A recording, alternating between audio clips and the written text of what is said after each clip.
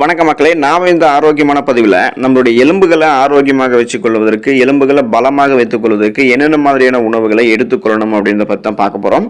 எலும்புகள் தான் ஆரோக்கியமான உடலினுடைய அஸ்திவாரம். நாம் நிற்கிறதுக்கு, உட்கார்றதுக்கு, நடக்கிறதுக்கு, ஓடுறதுக்கு, துடிப்பான செயல்களை செய்யறதுக்கு அப்படின்ற எல்லாத்துக்குமே எலும்புகள் உறுதியாக நமக்கு இருக்க வேண்டியது ரொம்ப ரொம்ப அவசியம்.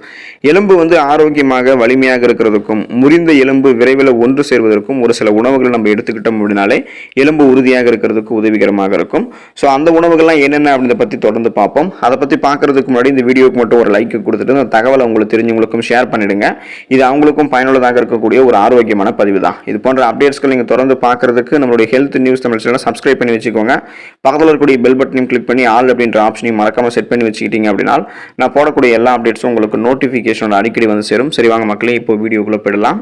எலும்பு உறுதியாக இருக்கிறதுக்கு, எலும்பு முறிவு ஏற்பட்டால் விரைவில் அந்த எலும்பு முறிவு இணையறதுக்கும் கால்சியம் அவசியம். கால்சியம் சத்தை நம்ம வாங்கிக்கணும்னா விட்டமின் டி வேணும். ஸோ விட்டமின் டி கிடைச்சதுன்னா கால்சியத்தை நம்ம உறிஞ்சி எடுத்துக்கலாம். இது இரண்டுமே போதுமான அளவுக்கு கிடைச்சிச்சுன்னா நமக்கு எந்த விதமான பிரச்சனையுமே நம்மளுடைய எலும்புகளுக்கு கிடையாது. கால்சியம் நிறைஞ்சிருக்கக்கூடிய உணவுகளில் முக்கிய பங்கு வகிக்கிறது பால் மற்றும் பால் பொருட்கள் தான். தினசரி நம்மளுடைய உடலுக்கு 1 to 1.3 கிராம், அதாவது 1000 to 1300 மில்லிகிராம் வரைக்கும் கால்சியம் வேணும். கால் எலும்பு முறிவு ஏற்பட்டவர்கள்லாம் 3 முதல் 4 மாதம் வரைக்கும் கண்டிப்பாக வீட்டில் அவங்களுடைய அந்த எலும்பு முறிவுக்கு ஏற்ற மாதிரி ஓய்வு எடுக்க வேண்டிய கட்டாயம் இருக்கும். ஸோ இந்த மாதிரி காலத்தில் அவங்களுடைய உடல் உழைப்பு அவங்களுக்கு கிடையாதுன்றதால அவங்க அதிகமாக வெயிட் போட்டுடலாம்.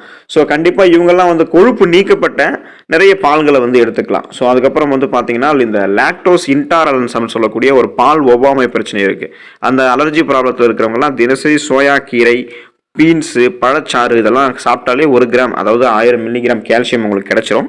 ஆஸ்டியோபோரோசிஸ் அப்படின்னு சொல்லக்கூடிய எலும்பு அடர்த்தி குறைதல் பிரச்சனை இருக்கக்கூடிய பெண்களுக்கு மெனோபாஸ் நேரத்தில் எலும்பு முறிவு ஏற்பட்டுச்சு அப்படின்னா மருத்துவருடைய ஆலோசனையின்படி அவங்க பால் எடுத்துக்கொள்வது நல்லது. 100 மில்லிகிராம் சோயா பீன்ஸில் 25 மில்லிகிராம் கால்சியம் இருக்கு.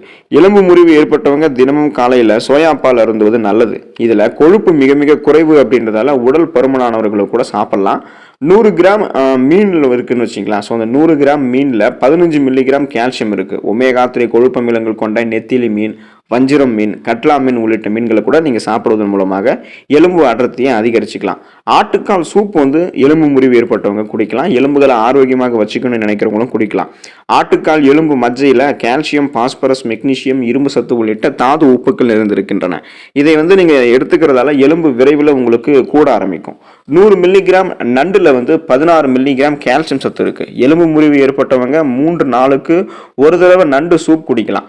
அதிக உஷ்ணம் உங்களுக்கு இருக்கிறதால இதை நீங்க வெயில் காலங்களில் தவிர்க்கிறது நல்லது. ஸோ மற்ற காலங்களில் எடுத்துக்கலாம்.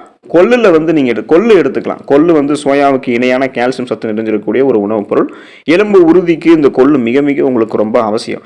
இப்போ 70 வயதுக்கு மேற்பட்டவங்கெல்லாம் சைவம் சாப்பிடுபவர்களாக இருந்தீங்க அப்படின்னா கொள்ளு ரசம் வச்சு நீங்க குடிச்சா கூட எலும்பு உங்களுக்கு வலுவாகும். ஃப்ரக்கோலி, முட்டைகோஸ், காலிஃப்ளவர், பீட்ரூட் போன்ற காய்கறிகளை தினமும் சேர்த்துக் கொள்வதன் மூலமாக எலும்புகள் வலுப்பெறும். விட்டமின் சி நிறைந்திருக்கக்கூடிய, உயிர் சத்து நிறைந்திருக்கக்கூடிய அந்த பழங்களை சாப்பிடலாம். எலும்புகள் உங்களுக்கு ரொம்பவே ஸ்ட்ராங்காக இருக்கும். ஆரஞ்சு பழம், கொய்யாப்பழம், ஸ்ட்ராபெரி பழம், வாழைப்பழம், ஆப்பிள் பழம் போன்றவற்றை எலும்புகளை பாதுகாப்பாக வச்சிருக்கிறதுக்கு எடுத்துக்கலாம். அத்திப்பழத்தை கூட நீங்கள் எடுத்துக்கலாம். அத்திப்பழத்தில் கால்சியம் நிறைஞ்சிருக்கு.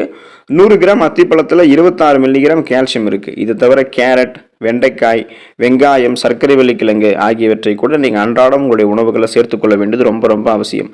கீரைகளில் வெந்தயக்கீரை, வெங்காயத்தாள், முருங்கை, கொத்தமல்லி, முள்ளங்கி கீரை, பாலைக்கீரை இதெல்லாமே எடுத்துக்கலாம். இதில் கால்சியம் இருக்குது. இனி என்ன விஷயம் கவனிக்கணும்னா, கீரைகளை நீங்கள் அசைவத்தோடு சேர்த்து சாப்பிடக்கூடாது, இரவில் சாப்பிடக்கூடாது. இதனால் செரிமானம் உங்களுக்கு தாமதமாகும். காலை மற்றும் மதிய நேரத்தில் நீங்கள் கீரை சாப்பிடுங்க. கீரை சாப்பிடும்போது நான்வெஜ் சேர்த்துக்காமல் இருக்கிறது உங்களுக்கு ரொம்பவே நல்லது. 100 மில்லிகிராம் கேழ்வரகு நீங்கள் எடுத்துக்கோங்க. இந்த 100 மில்லிகிராம் கேழ்வரகுல 35 மில்லிகிராம் கால்சியம் இருக்குது. அப்பப்போ நீங்கள் இந்த கேழ்வரகு கஞ்சி மாதிரி எடுத்துக்கலாம். கேழ்வரகு எண்ணெய் அதிகம் சேர்க்கப்படாத ராகி தோசையை நீங்கள் சாப்பிட்லாம். அதே போல் நீங்கள் முந்திரி பருப்பு எடுத்துக்கோங்க. முந்திரியில் 37 மில்லிகிராம், அப்புறம் பாதாமில் 26 மில்லிகிராம், பிஸ்தாவில் 10 மில்லிகிராம் கால்சியம் சத்து இருக்குது. மேலும் உங்களுடைய உடலுக்கு தேவையான மெக்னீசியம், மேங்கனீஸ், பாஸ்பரஸ் போன்ற தாது உப்புகள்லாம் கிடைக்கும். இதை நீங்கள் உணவில் சேர்த்துக்கொள்வதன் மூலமாக உங்களுடைய உடைந்த எலும்பு விரைவில் குணமாகும். எலும்பு நோய்கள்லாம் முன்னாடி தடுக்கப்படும். ஆஸ்டியோபோரோசிஸ், எலும்பு மெலிவு போன்ற எந்த விதமான பிரச்சனையும் இல்லாமல் உடல் பருமனானவர்கள் கூட இதை அளவாக சாப்பிடலாம். இதன் மூலமாக உங்களுக்கு எந்த விதமான பிரச்சனையும் இல்லாமல் எலும்புகள் ஆரோக்கியமாக இருக்கும். நீங்கள் பேரிச்சம்பழத்தையும் எலும்புகள் ஆரோக்கியமாக இருக்கிறதுக்கு வரைக்கும் எடுத்துக்கலாம். 100 மில்லிகிராம் பேரிச்சம்பழத்தில் 39 மில்லிகிராம் கால்சியம் இருக்குது. அதே போல் மேங்கனீஸ், தாமிரம், மெக்னீசியம் உள்ளிட்ட தாது உப்புகளும் இருக்குது. இது எலும்புகளை ஆரோக்கியமாக வைக்குது. 100 மில்லிகிராம் கருப்பு உளுந்து எடுத்துக்கலாம். இதில் வந்து 13 மில்லிகிராம் கால்சியம் நிறைஞ்சிருக்கு. கருப்பு உளுந்து சுண்டல் சாப்பிடுவது ரொம்ப ரொம்ப நல்லது. இது தவிர முளைக்கட்டிய பயிறு, கொண்டைக்கடலை ஆகியவற்றை கூட நீங்கள் சுண்டல் செஞ்சு சாப்பிடலாம். எலும்புகளினுடைய வளர்ச்சிக்கு விட்டமின் டி அவசியம். ஸோ விட்டமின் டி சத்து நிறைஞ்சிருக்கக்கூடிய ஆரஞ்சு, சோயா, பருப்பு வகைகளை சாப்பிடலாம். சூரிய ஒளியில் விட்டமின் டி அதிகமாக கிடைக்கும். ஸோ இப்போ எலும்பு முறிவு ஏற்பட்டவங்கெல்லாம் காலை சூரிய உதயத்துக்கு முன்னாடி அந்த சூரிய ஒளி படக்கூடிய அளவில் ஒரு 7லிருந்து 8 மணி அந்த அளவில் அந்த வெயிலில் நிற்கலாம். இதனால் விட்டமின் டி உற்பத்தியாகி எலும்புகளினுடைய உற்பத்தியை வந்து அதிகரிக்கும். அதனால் கண்டிப்பாக வந்து எலும்பு முறிவு ஏற்பட்டவங்க, ஆஸ்டியோபோரோசிஸ், எலும்பு மெலிவு நோய் போன்ற எலும்புகள் சார்ந்த பலவிதமான பிரச்சனை இருக்கிறவங்க இந்த ஃபுட்ஸ் எல்லாம் எடுத்துக்கோங்க. இந்த மெத்தட்ஸ் எல்லாம் ஃபாலோ பண்ணீங்க அப்படின்னாலே எலும்புகளை நலமோட ஆரோக்கியமாக வச்சுக்கலாம். அடுத்த ஆரோக்கியமான பதிவில் மறக்காமல் சந்திப்போம். நன்றி மக்களே.